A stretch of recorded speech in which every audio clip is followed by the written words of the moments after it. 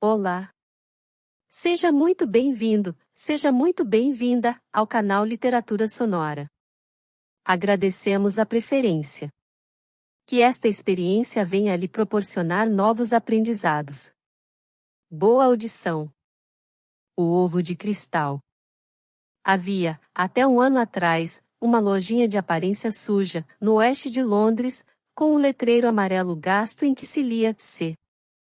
Cave, naturalista e negociante de antiguidades. O conteúdo de sua vitrine era curiosamente variado: presas de elefante e um conjunto incompleto de peças de xadrez, miçangas e armas, uma caixa com olhos, 2 crânios de tigres e um de humano, vários macacos de pelúcia comidos por traças, um segurava uma lâmpada, um armário antigo, algo que parecia um ovo de avestruz encardido, alguns equipamentos de pesca e um tanque de vidro vazio e extraordinariamente sujo. Havia, também, no momento em que essa história começa, um objeto de cristal, trabalhado na forma de um ovo e incrivelmente polido. Era para isso que 2 homens olhavam do lado de fora da vitrine, um deles, um clérigo alto e magro, e o outro um jovem de barba escura e pele morena, com roupas discretas. O jovem falava e gesticulava com entusiasmo, parecendo ansioso para que seu companheiro comprasse o artigo.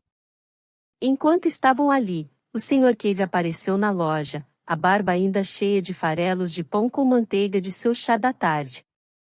Assim que viu os homens e o objeto de sua admiração, seu semblante endureceu. Lançou um olhar culpado por cima do ombro e, suavemente, fechou a porta dos fundos. Ele era um homem pequeno e velho, de rosto pálido e olhos peculiarmente azuis. Seu cabelo era de um cinza sujo, e vestia um sobretudo azul gasto, um chapéu de seda antigo e um sapato felpudo rente ao calcanhar.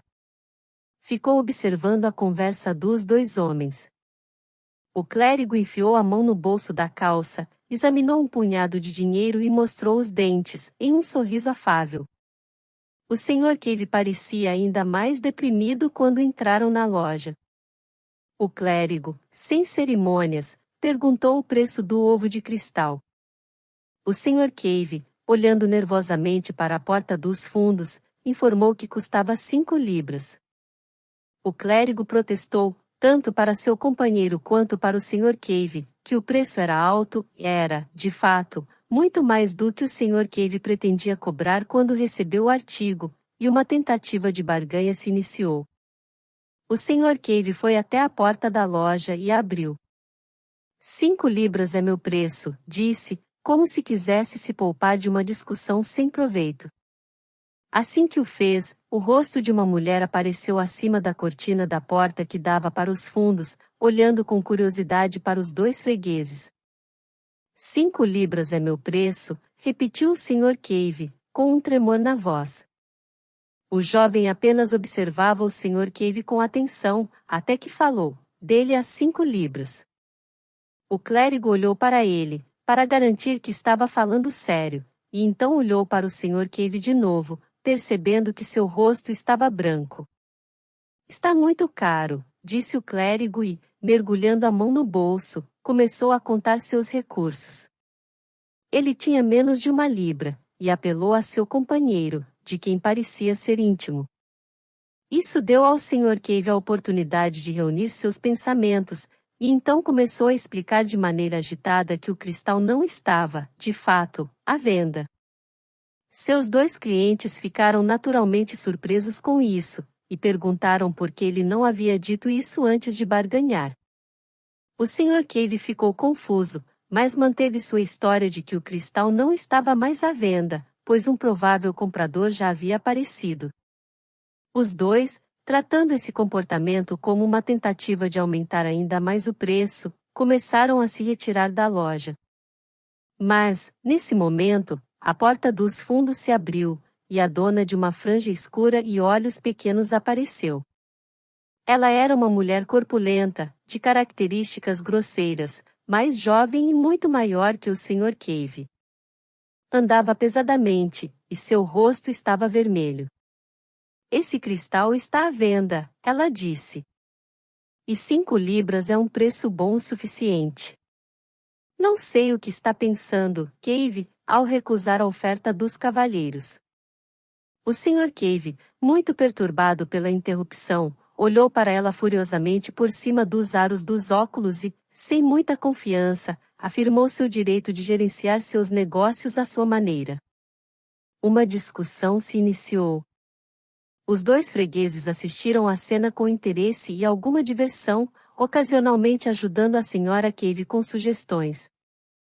O Sr. Cave duramente insistiu em uma confusa e impossível história de que haviam perguntado pelo cristal naquela manhã, e sua agitação se tornou dolorosa. Mas ele manteve seu argumento com extraordinária persistência. Foi o jovem oriental que acabou com a curiosa controvérsia. Ele propôs que voltassem no prazo de 2 dias, dando assim ao suposto interessado uma chance justa. E então, devemos insistir, disse o clérigo. 5 libras. A Sra. Cave tomou a iniciativa de pedir desculpas pelo marido, explicando que ele às vezes era um pouco esquisito e, assim que os clientes saíram, o casal iniciou uma discussão sobre o incidente. A Sra. Cave falou com o marido com singular franqueza. O pobre homem, tremendo de emoção, se embaralhava entre as histórias, sustentando, por um lado, que havia outro cliente em vista, e, por outro, que o cristal valia de fato umas 10 libras. E por que pediu 5? Disse a esposa.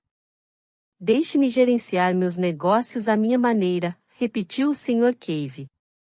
Ele vivia com os 2 filhos de sua esposa e, no jantar daquela noite, a transação voltou a ser discutida. Nenhum deles tinha uma boa opinião sobre os métodos de negócio do Sr. Cave, e sua última ação parecia uma loucura culminante. Eu acho que ele já se recusou a vender esse cristal antes, disse o enteado, um garoto desajeitado de 18 anos. Mais 5 libras, disse a enteada, uma jovem argumentativa de 26. As respostas do Sr. Cave eram miseráveis.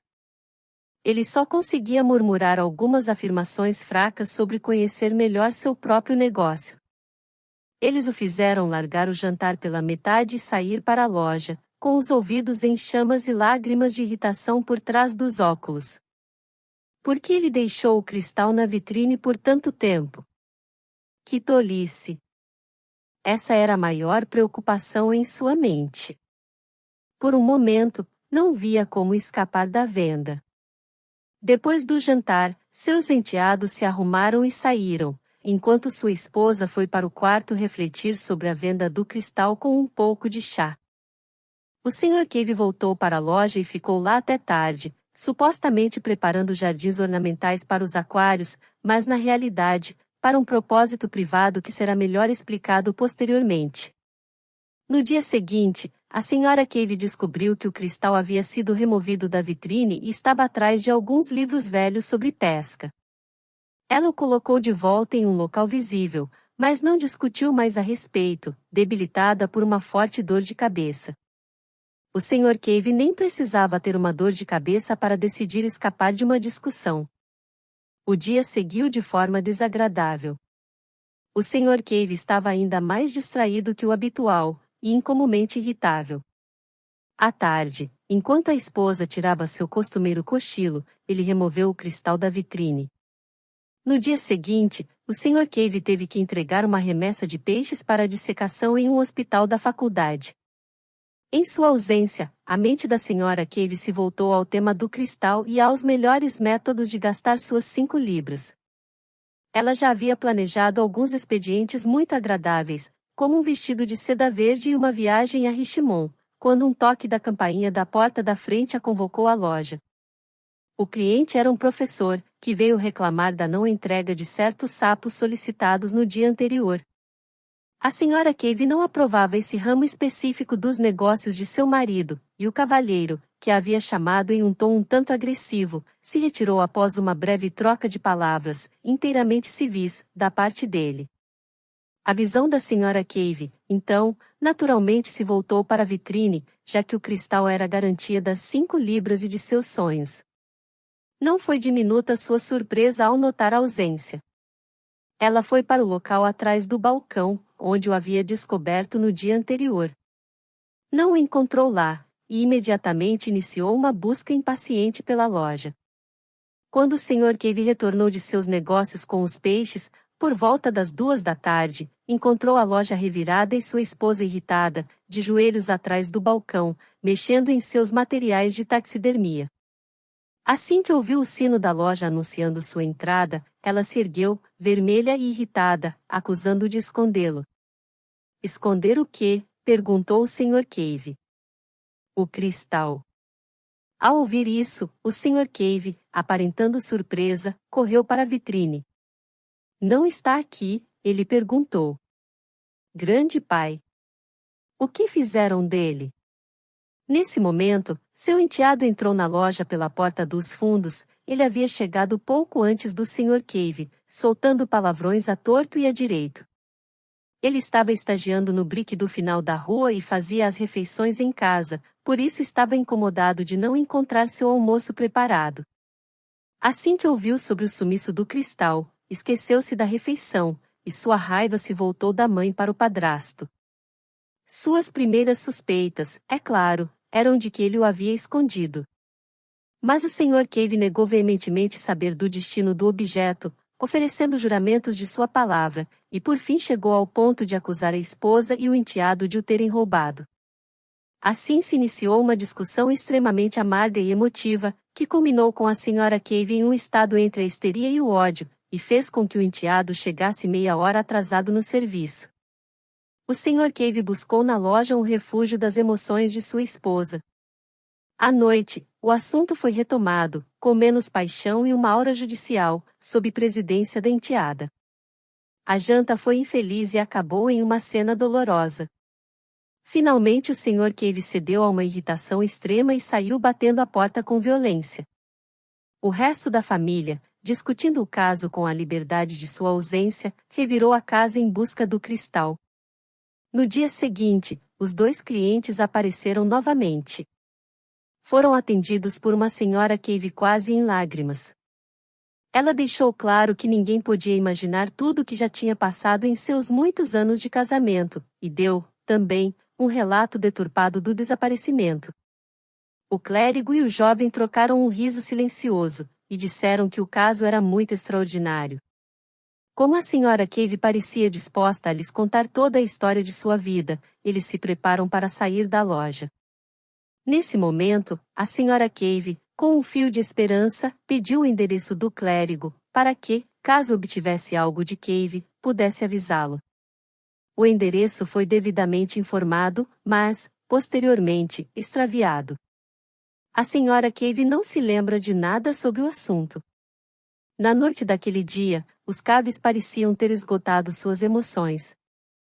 O Sr. Cave, que havia saído à tarde, jantou em um isolamento sombrio que, para ele, significava um contraste alegre perante a inflamada controvérsia dos dias anteriores. Durante algum tempo, a convivência foi difícil na casa dos Cave, mas nem o cristal, nem os clientes apareceram.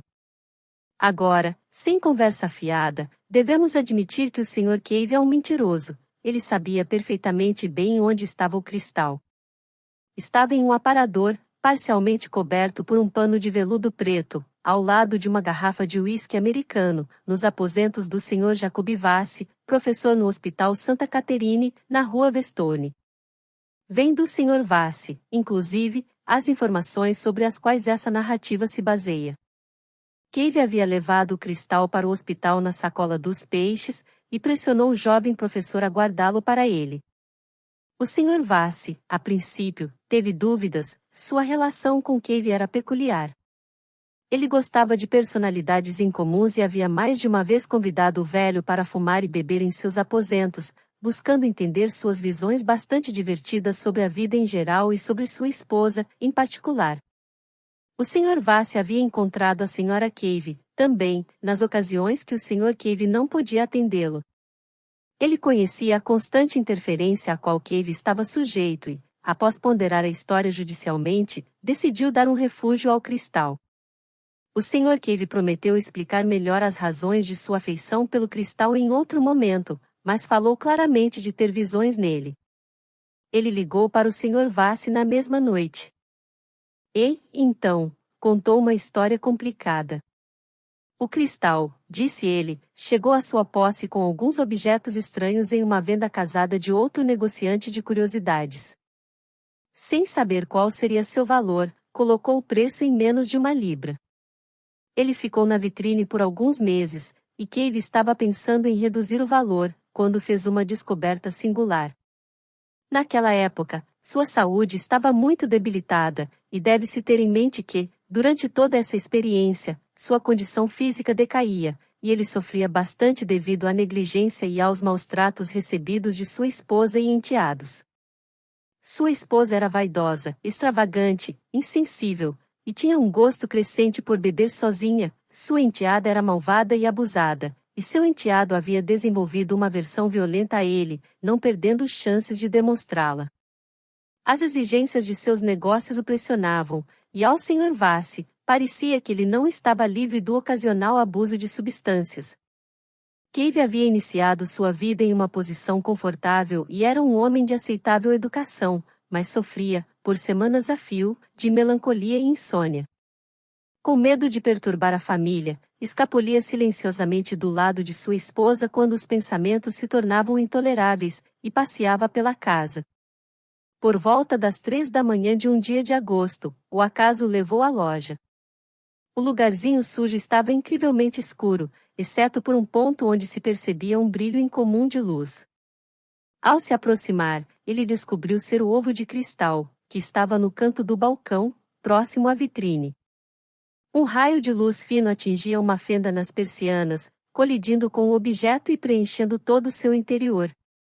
O Sr. Cave percebeu que isso não estava de acordo com as leis da ótica que conhecia desde a juventude. Ele compreendia que a luz poderia ser refratada pelo cristal e focalizada em seu interior, mas essa difusão abalou suas concepções da física.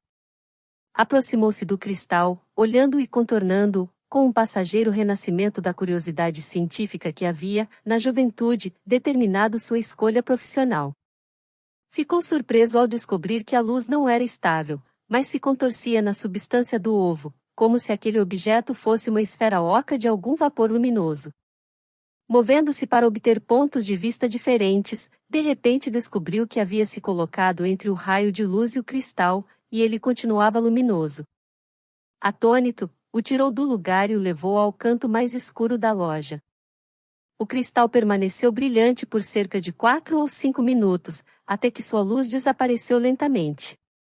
Ele o colocou novamente na fina faixa de luz, e sua luminosidade foi quase imediatamente restaurada. Até tal ponto, ao menos, o Sr. Vassi foi capaz de confirmar a notável história do Sr. Cave. Ele mesmo havia repetidamente posto o cristal sob um raio de luz que tinha o diâmetro menor do que 1 milímetro. E numa perfeita escuridão, como a produzida por um embrulho de veludo, o cristal aparentava estar, sem dúvida, levemente fosforescente. Parecia, contudo, que a luminosidade era de um tipo excepcional, que não era igualmente visível a todos os olhos. O Sr. Arbinger, cujo nome pode ser familiar ao leitor científico, por sua conexão ao Instituto Pasteur, não conseguia enxergar luz alguma. E a própria capacidade do Sr. Vassi de apreciar o fenômeno estava fora de comparação à do Sr. Cave. Mesmo para o Sr. Cave, o poder variava consideravelmente. Sua visão era mais vívida durante estados de extrema fraqueza e fadiga. Desde o princípio, a luz do cristal exercia um curioso fascínio sobre o Sr. Cave. E é representativo da solidão de sua alma o fato de que preferiu não contar sobre suas curiosas observações a ser humano algum. Ele parecia viver em tal atmosfera de rancor mesquinho que mesmo admitir a existência de um prazer seria arriscar a perda dele. Percebeu que, à medida que o amanhecer avançava, aumentava a quantidade de luz difusa, e o cristal se tornava, aparentemente, não luminoso. Durante algum tempo, não conseguiu ver nada, exceto à noite, nos cantos escuros de sua loja. Então lhe ocorreu usar um pano velho de veludo, que tinha para a exposição de uma coleção de minerais, e ao dobrá-lo e colocá-lo sobre a cabeça e as mãos, era possível ver o movimento luminoso dentro do cristal mesmo durante o dia. Ele foi muito cauteloso, para que não fosse descoberto pela esposa, e praticou essa ocupação apenas à tarde, enquanto ela dormia no andar de cima. Então, um dia, girando o cristal em suas mãos, viu algo. Foi como um lampejo, logo desaparecendo, mas deu-lhe a impressão de, por um momento, ver um campo amplo e estranho. Ao movê-lo novamente, teve a mesma visão. A partir desse ponto, seria entediante e desnecessário explorar todas as fases da descoberta do Sr. Cave. Basta dizer que o efeito tenha sido esse: o cristal, colocado em um ângulo de 137 graus em relação à direção do raio iluminador, deu uma imagem clara e consistente de um campo peculiar. Não era como um sonho, produzia uma impressão definitiva da realidade e, quanto melhor a luz, mais real e sólida parecia. Era uma imagem em movimento, isso é, certos objetos se moviam nela, mas lentamente de maneira ordenada, como coisas reais, e, conforme a direção da iluminação e da visão mudava, a imagem mudava também. Deve ter sido, de fato, como olhar através de uma janela ovalada, virando-a para ter diferentes perspectivas. As declarações do Sr. Cave, o Sr. Vassi me garantiu, eram extremamente circunstanciais e totalmente livres de qualquer daquela qualidade emocional que oculta impressões alucinatórias. Mas devemos lembrar que todos os esforços do Sr. Vassi em ver com semelhante clareza na fraca opalescência do cristal foram fracassados, por mais que tentasse. A diferença na intensidade das impressões tidas pelos dois homens foi muito grande, e é plausível pensar que, o que era uma visão para o Sr. Cave, fosse apenas uma nebulosidade turva para o Sr. Vassi. A vista, como descrita pelo Sr. Cave, era invariavelmente de uma extensa planície, e ele parecia estar sempre a olhando de uma altura considerável, como se de uma torre ou mastro. A leste e a oeste, a planície era delimitada a uma distância remota por vastos penhascos, que o lembrava de algo que ele já tinha visto em fotos, mas em quais fotos, o Sr. Vassi não soube precisar. Estes penhascos passavam para norte e sul, ele podia determinar os pontos cardeais pelas estrelas visíveis à noite, recuando em uma perspectiva quase ilimitada e desaparecendo nas brumas da distância antes de se encontrarem. Ele estava mais perto do conjunto de penhascos a leste, na sua primeira visão, o sol estava nascendo sobre eles, e escuras sob a luz do sul e pálidas sob sua sombra, apareceram diversas formas que o Sr. Cave considerava serem pássaros. Uma vasta gama de edifícios estava espalhada abaixo dele, parecia estar olhando-os de cima. Quando se aproximavam da borda borrada e refratada da imagem, ficavam indistintos. Havia também árvores de formas curiosas, de um verde musgoso e cinza delicado, ao longo de um canal largo e brilhante. Então, algo grande de cores brilhantes voou pela imagem. Na primeira vez, o Sr. Cave viu essas imagens apenas em flashes, com suas mãos tremendo, a cabeça agitada, e a visão indo e vindo, nebulosa e indistinta. A princípio, teve a maior dificuldade em encontrar a imagem novamente, uma vez perdida a direção. Sua próxima visão clara, que ocorreu cerca de uma semana após a primeira, o intervalo não produzindo nada além de vislumbres tentadores e uma experiência minimamente útil, mostrou-lhe a vista do vale. Ela era diferente, mas ele tinha uma impressão curiosa, que suas observações subsequentes plenamente confirmaram, de que estava olhando o estranho mundo da mesma posição, embora sob ângulos diferentes.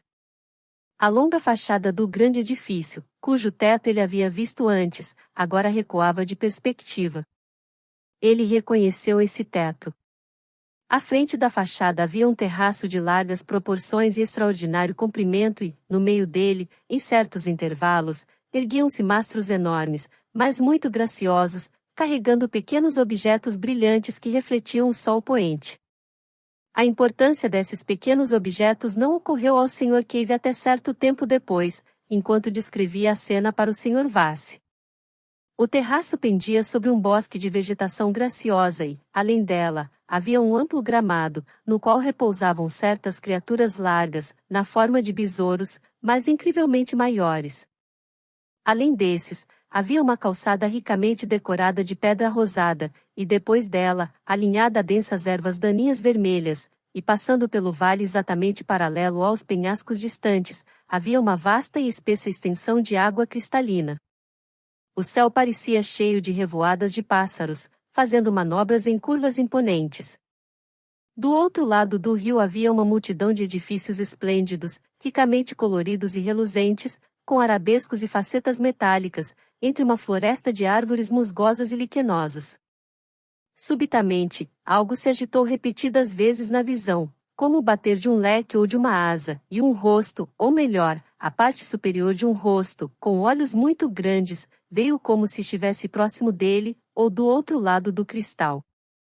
O Sr. Cave ficou tão surpreso e estupefato com a realidade absoluta desses olhos que afastou sua cabeça do cristal para olhar por trás dele. Ele estava tão absorto naquela visão que ficou bastante surpreso ao se encontrar na escuridão fria de sua lojinha, com seu familiar odor de metil, mofo e decadência.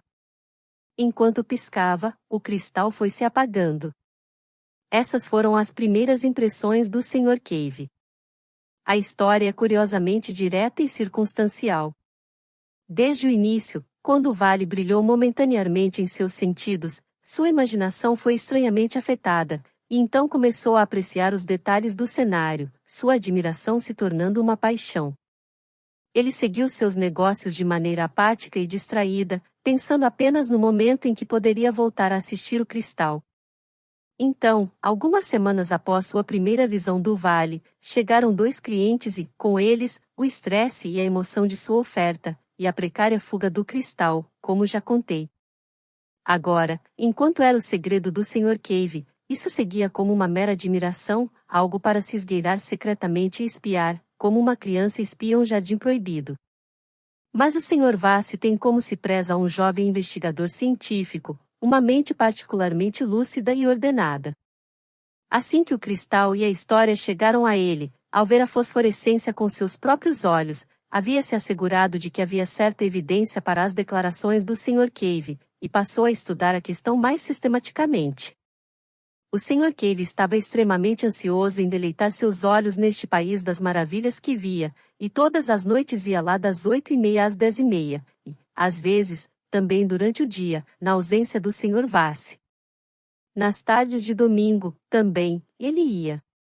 Desde o início, o Sr. Vassi fez abundantes anotações, e foi devido ao seu método científico que a relação entre a direção da qual o raio inicial entrou no cristal e a orientação da imagem foi comprovada.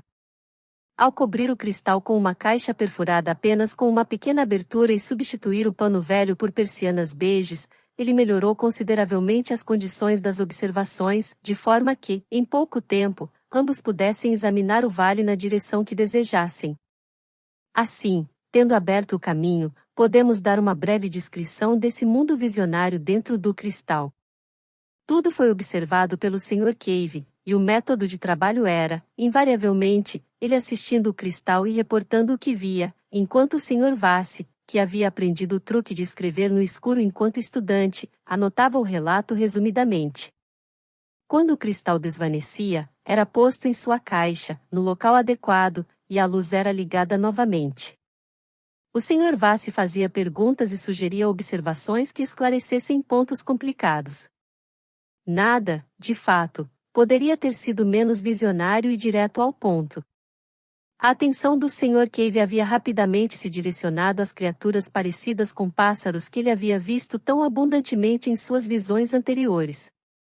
Suas primeiras impressões foram então corrigidas e ele considerou, por um tempo, que poderiam ser uma espécie diurna de morcegos. Depois pensou, por mais grotesco que fosse, que poderiam ser querubins. Suas cabeças eram redondas e curiosamente humanas, e foram os olhos de um deles que o haviam assustado em sua segunda observação.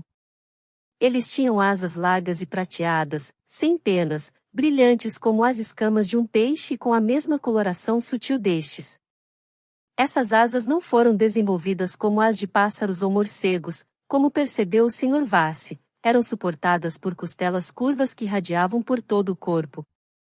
A melhor forma de expressar sua aparência parece ser um tipo de asa de borboleta, mas com costelas curvas.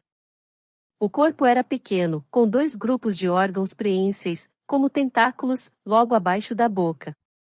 Por incrível que parecesse ao Sr. Vassi, eventualmente se tornou elementar presumir que essas eram as criaturas que possuíam os grandes edifícios quase humanos e o magnífico jardim que tornavam o amplo vale tão esplêndido. E o Sr. Cave percebeu que os prédios, entre outras peculiaridades, não tinham portas, mas grandes janelas circulares, que se mantinham abertas, permitindo a saída e entrada das criaturas. Elas pousavam em seus tentáculos, dobrando as asas em uma espessura quase como de uma vara, e pulavam para o interior. Entre elas, contudo, havia uma multidão de criaturas aladas menores, como grandes libélulas, mariposas e besouros voadores, e, através do relvado, gigantescos besouros terrestres de cores brilhantes rastejavam preguiçosamente para lá e para cá. Ademais, nas calçadas e terraços, criaturas de cabeças grandes, como moscas, mas sem asas, eram visíveis, pulando agitadas sobre um emaranhado de tentáculos que pareciam mãos.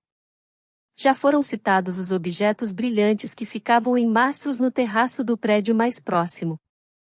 Um dia o Sr. Cave notou, após observar muito fixamente um desses mastros, que o objeto brilhante de lá era um cristal exatamente como o seu. E um exame ainda mais cuidadoso o convenceu de que cada um dos mastros que eram visíveis, cerca de 20 deles, carregavam um objeto similar. Ocasionalmente, uma das grandes criaturas voadoras se agitava até um desses objetos, dobrando as asas e enrolando seus vários tentáculos em torno do mastro, se mantendo fixamente no cristal por um tempo, às vezes por até 15 minutos. Uma série de observações, feitas por sugestão do Sr. Vassi, convenceu os dois observadores de que, no que dizia respeito a este mundo visionário, o cristal no qual eles espiavam ficava realmente no cume do mastro mais ao final do terraço, e que, em pelo menos uma ocasião, um desses habitantes deste outro mundo olhou para o rosto do Sr. Cave enquanto ele fazia essas observações.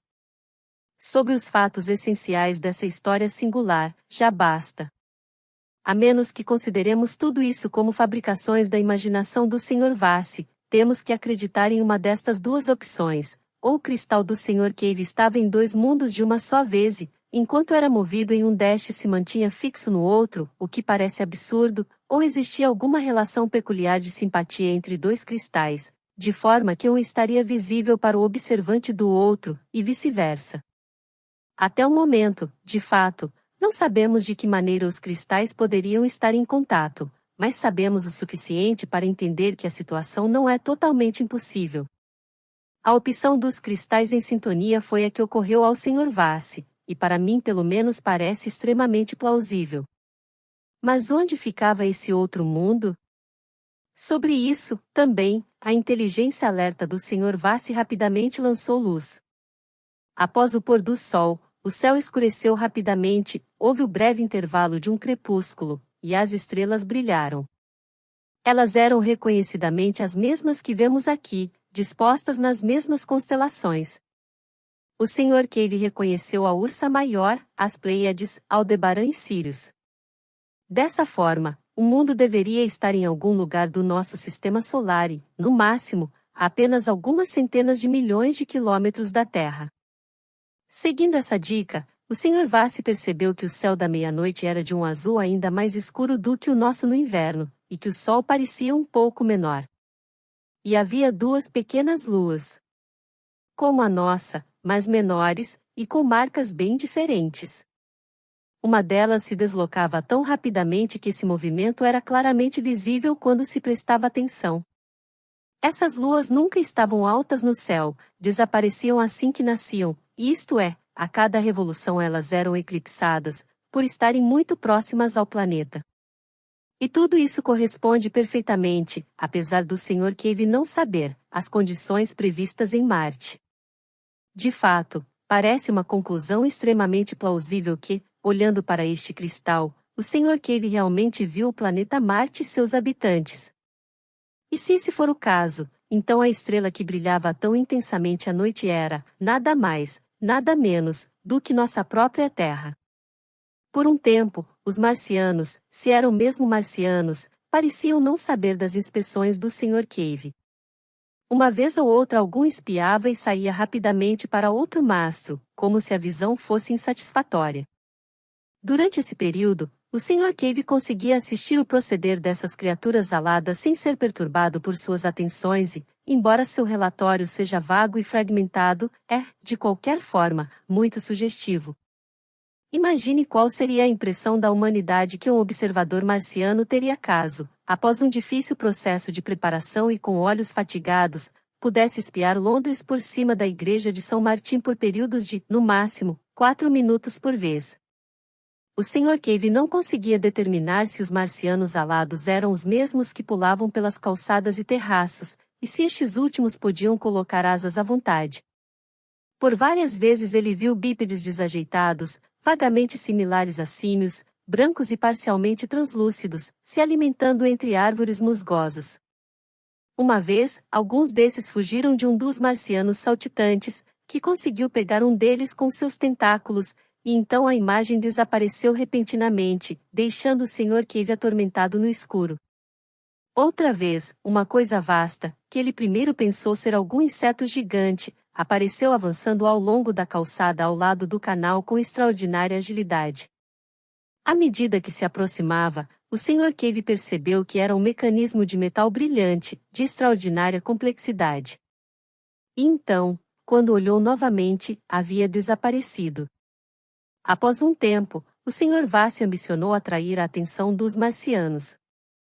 No encontro seguinte com os estranhos olhares, o Sr. Cave gritou e saiu correndo, e eles imediatamente ligaram as luzes e começaram a gesticular, sugerindo uma sinalização.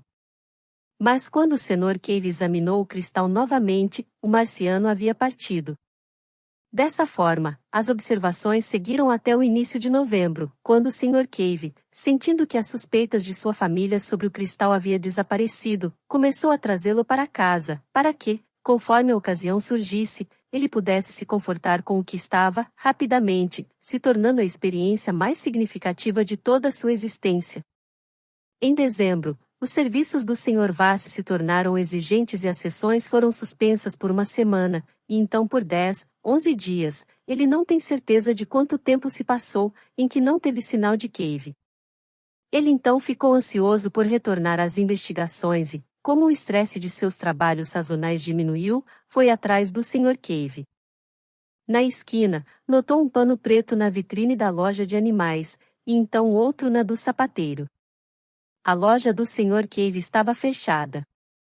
Ele bateu e a porta foi aberta pelo enteado, vestido todo de preto. Ele imediatamente chamou a Sra. Cave, que estava, como o Sr. Vassi não pôde deixar de notar, vestida com uma ampla vestimenta típica de uma viúva, em um modelo de baixa qualidade, mas imponente. Sem grandes surpresas, o Sr. Vassi soube que Cave estava morto e já enterrado. Ela estava chorando, com a voz um pouco rouca. Havia acabado de voltar do cemitério. Sua mente parecia ocupada com suas próprias ideias e os honrosos detalhes fúnebres, mas o Sr. Vassi conseguiu finalmente descobrir as particularidades da morte de Cave. Ele havia sido encontrado morto em sua loja no início da manhã do dia seguinte à sua última visita ao Sr. Vassi, com o cristal preso em suas mãos geladas.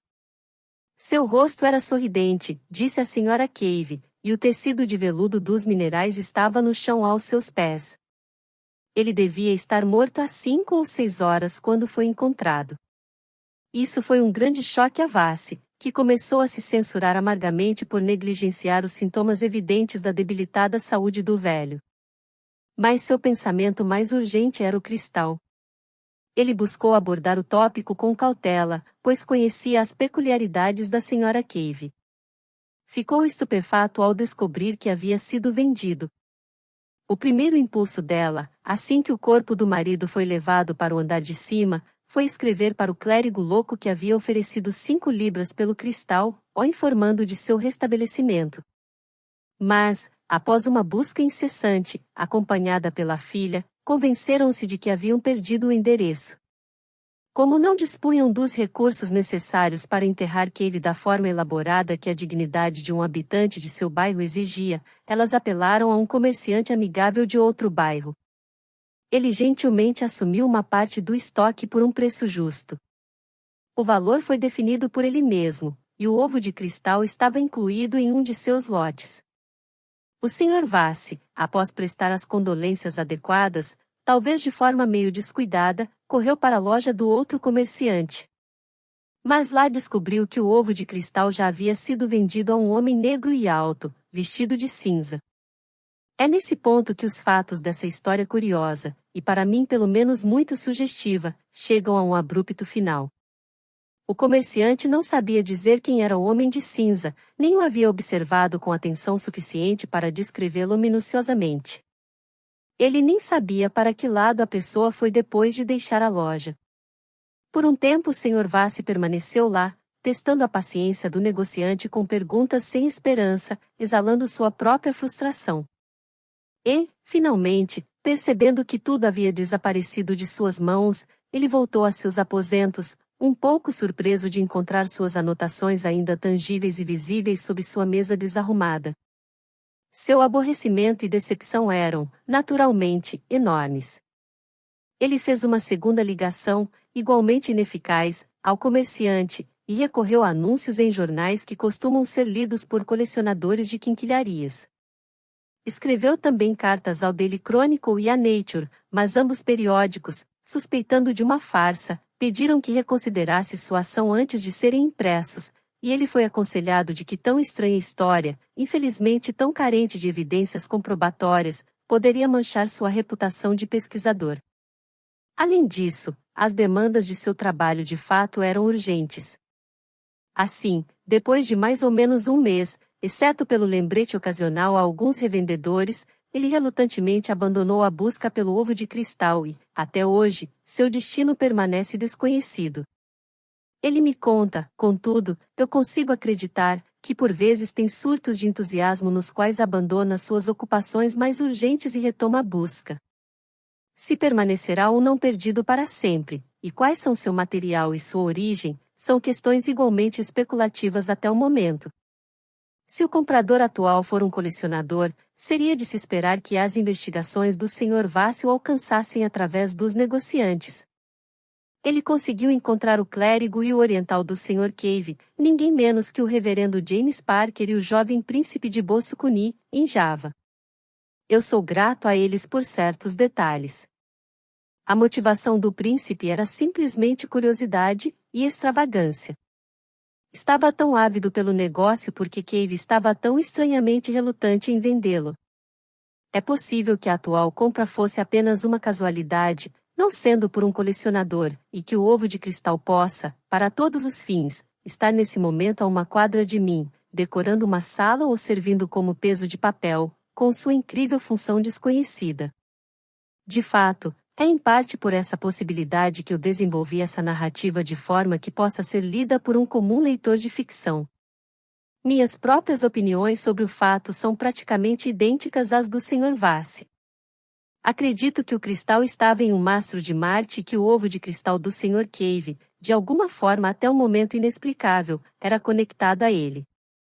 E ambos acreditamos que o cristal da Terra deve ter sido, possivelmente em algum passado remoto, enviado daquele planeta, de forma a dar aos marcianos uma visão das nossas ações. Possivelmente os outros cristais nos mastros também estejam no nosso globo. Nenhuma teoria sobre alucinações explica suficientemente os fatos. Fim. Querido ouvinte, obrigado por acompanhar a mais este vídeo. Sinta-se à vontade para avaliar o conteúdo e comentar. Se desejar, compartilhe e inscreva-se. Um grande abraço para você.